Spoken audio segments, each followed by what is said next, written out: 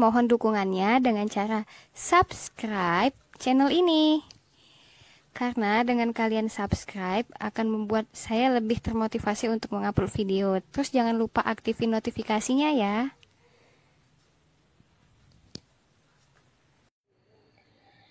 Assalamualaikum warahmatullahi wabarakatuh. Apa kabar semua? Semoga tetap sehat ya. Oke, sesuai requestan kalian, karena kamu udah lama banget ya nggak upload soal tentang persiapan UTBK SBMPTN. Jadi hari ini kita akan membahas soal-soal yang sering masuk di SBMPTN ataupun UTBK. Hari ini kita akan membahas tentang perpajakan. Oke, sebelum belajar baiknya kita mengucapkan basmalah. Yuk ucapin yuk. Bismillahirrohmanirrohim. Oke, hari ini kita akan belajar tentang salah satu perhitungan perpajakan, yaitu menghitung pajak bumi dan bangunan, atau yang sering disingkat dengan PBB.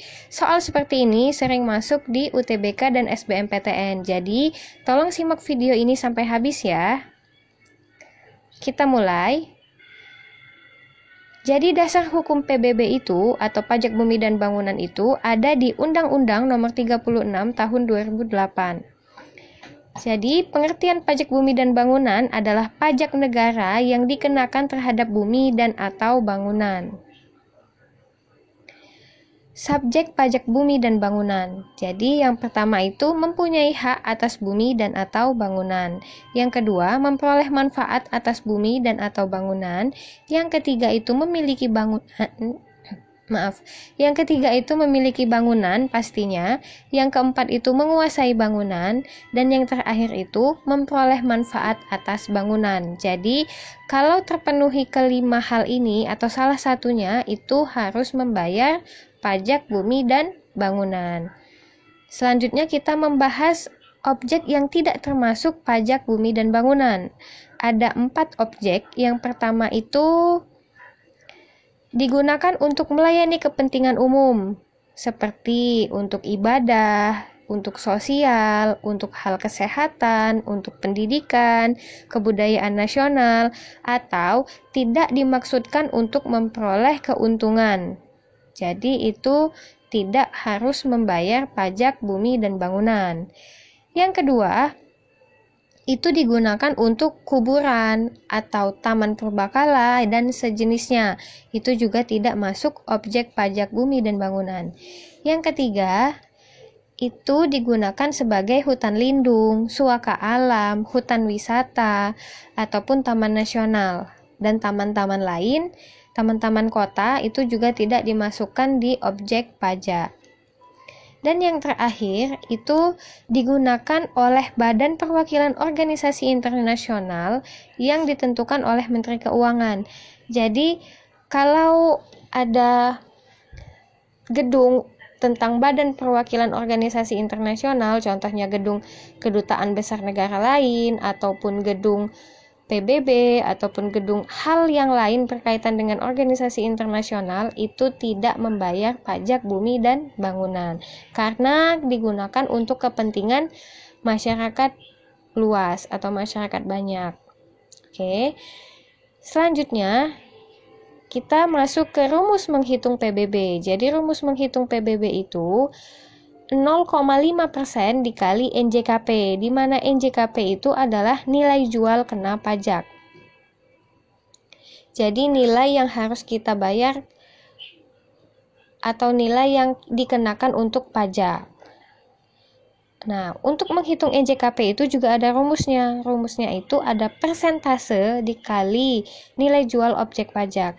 Jadi nilai bumi berapa, nilai bangunan berapa, terus ditotalkan, dikurangin NJO PTKP atau nilai jual objek pajak tidak kena pajak.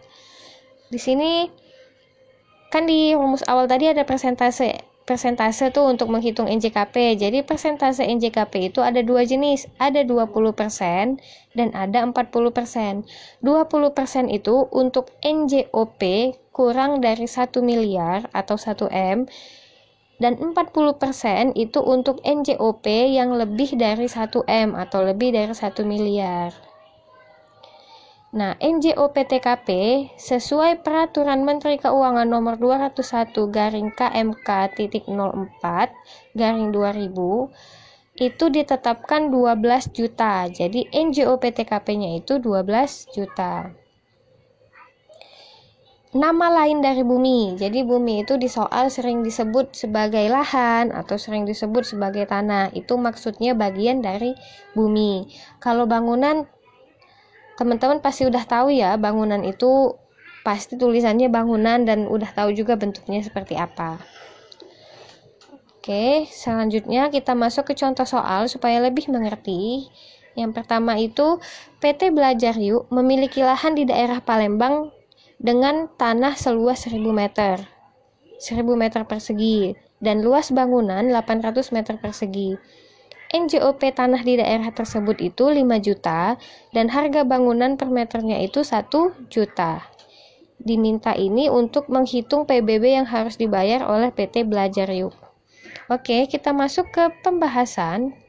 Jadi cara menghitung PBB. Langkah pertama itu menghitung NJOP atau nilai jual objek pajak. Rumusnya itu dengan mengalihkan antara luas tanah dan bangunan dengan nilai yang ditetapkan. Tadi luas buminya berapa? Ya, luas buminya itu 1000 meter persegi dikali harga perolehan tanah di sana itu sebesar 5 juta. Jadi 1000 dikali 5 juta itu hasilnya 5 miliar. Terus yang bangunan. Bangunan tadi yang dipunya sebesar 800 meter persegi dikali harga bangunan di sana 1 meternya itu 1 miliar. Maaf, 1 juta. Jadi tinggal dikalikan 800 dikali 1 juta, ternyata hasilnya itu 800 juta. Jadi NJOP itu hanya menjumlahkan antara bumi dan bangunan. Jadi 5M ditambah 800 juta hasilnya itu 5,8 M atau 5 miliar 800 juta. Itu NJOP. Langkah kedua itu menghitung NJKP atau nilai jual kena pajak. Tadi rumus NJKP itu kan ada dua, ada persentasenya tuh, ada yang 20% sama ada yang 40%. Tadi 20% itu untuk NJOP kurang dari 1 M dan 40% itu untuk NJOP lebih dari 1 M. Menurut teman-teman nih, ini kita pakai NJKP 20% atau 40%? Ya, jadi kita menggunakan NJKP 40% karena NJOP-nya tadi lebih dari 1 M. Sip. Jadi 40% dikali NJOP-nya itu 5,8 M, kita tulis lagi 5,8 M, dikurangin NJOP TKP. Tadi NJOP TKP itu sudah ditetapkan sebesar 12 juta. Jadi tinggal kita kurangin. Hasilnya itu diperoleh 2.315.200.000 rupiah. Itu hasil NJKP. Langkah ketiga itu kita menghitung PBB. Tadi rumus PBB itu 0,5% dikali nilai jual kena pajak. Jadi 0,5% dikali 2,3 M tadi. Hasilnya diperoleh 11.576.000 rupiah. Itulah PBB yang harus dibayar oleh PT Belajar Yuk. Oke, sampai di sini bisa? Kita lanjut ke contoh yang kedua supaya lebih paham. Contoh yang kedua ini soalnya seperti ini. Ibu Tia memiliki rumah seluas 240 meter persegi yang berdiri di atas sebidang tanah seluas 300 meter persegi. Diketahui harga bangunan tersebut adalah 300.000, sedangkan harga tanah tersebut 600.000. Jadi berapa PBB yang harus dibayar oleh Ibu Tia? Di sini yang contoh kedua itu menghitung PBB rumah yang ditinggali atau rumah tempat tinggal. Kalau tadi itu kan PBB untuk usaha ya, kalau ini PBB untuk rumah tinggal. Caranya sama seperti tadi. Yang pertama itu kita menghitung NJOP atau nilai jual objek pajak. dengan mengalihkan luas tanah dan luas bangunan. Luas tanah tadi atau bumi tadi 300 meter persegi dikali 600.000 harga perolehan, jadi hasilnya itu 180 juta, dan hasil bangunannya itu 240 meter persegi dikali 300.000 rupiah untuk per meternya, jadi hasilnya itu 72 juta. Kalau di total hasil NJOP-nya itu 252 juta. Langkah kedua, menghitung nilai jual kena pajak atau NJKP. Rumusnya itu persentase dikali nilai jual objek pajak dikurangin NJOP TKP. Tadi persentasenya itu kan ada 20% dan 40%. 20% itu untuk NJOP kurang dari 1M dan 40% itu untuk NJOP lebih dari 1M. Menurut teman-teman, kita menggunakan NJOP yang berapa persen? Ya, jadi kita menggunakan NJOP yang 20% karena NJOP di sini kurang dari 1M, hanya 252 juta.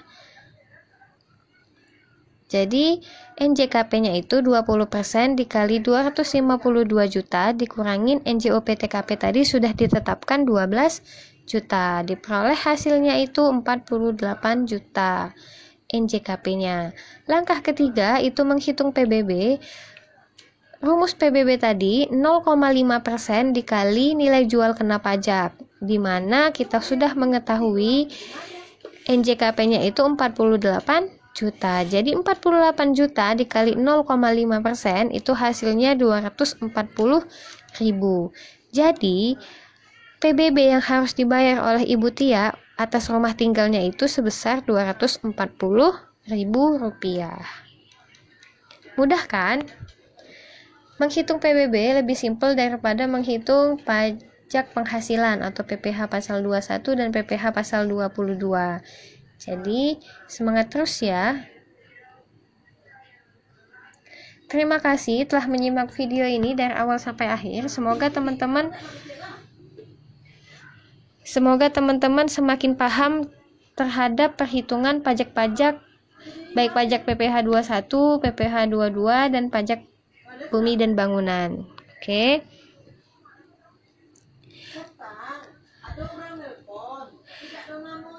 Terima kasih, jangan lupa untuk subscribe ya, karena subscribe itu gratis dan membuat kakak lebih semangat untuk membuat video pembahasan terbaru. Oke, jangan lupa juga untuk follow IG Belajar Ekonomi Yuk dan @belajar_akuntansi yuk supaya kalian bisa lebih banyak belajar tentang ekonomi dan akuntansi. Terima kasih. Wassalamualaikum warahmatullahi wabarakatuh.